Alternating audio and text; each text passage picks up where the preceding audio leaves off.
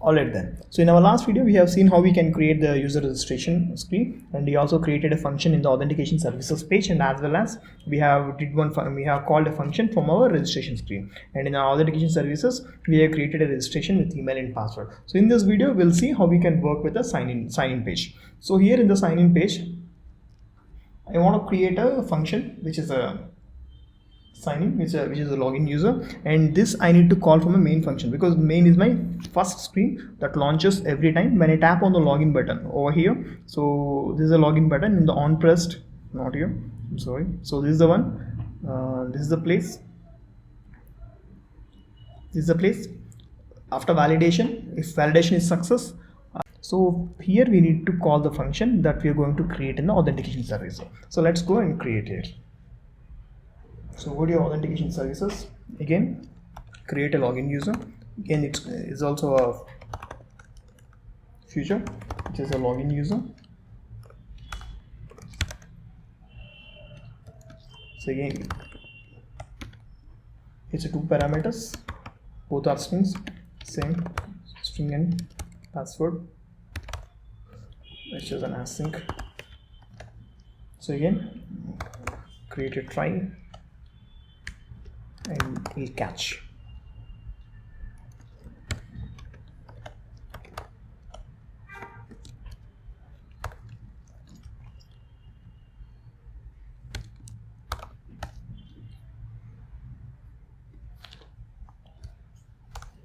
So inside our try block,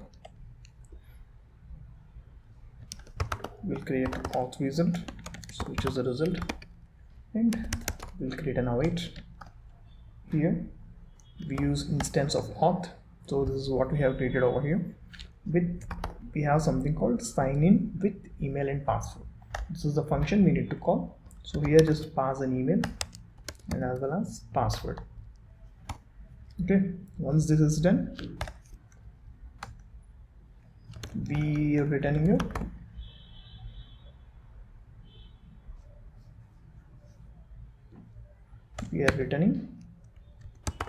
user. Okay, so this is how we have created a login page, and we will next go to the main screen, and here in your main screen, so create something called sign in user. So we'll create a function which is something called sign in user.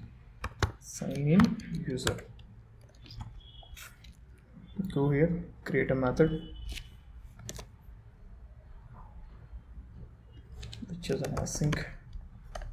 Go inside and again dynamic auth result await.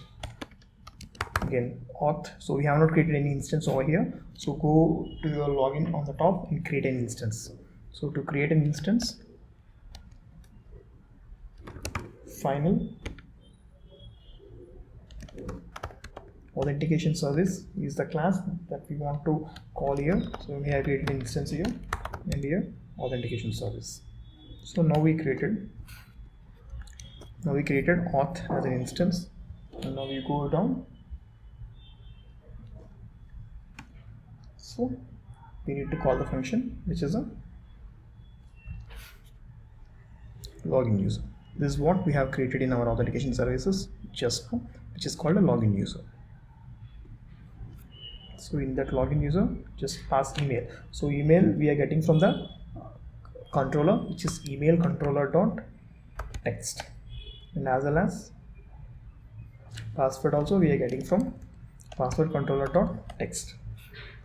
So we are done with calling a login user over here. And next we'll check if auth result is equals to null. So if it is null, so we'll print one message like sign in error, not be able to log in.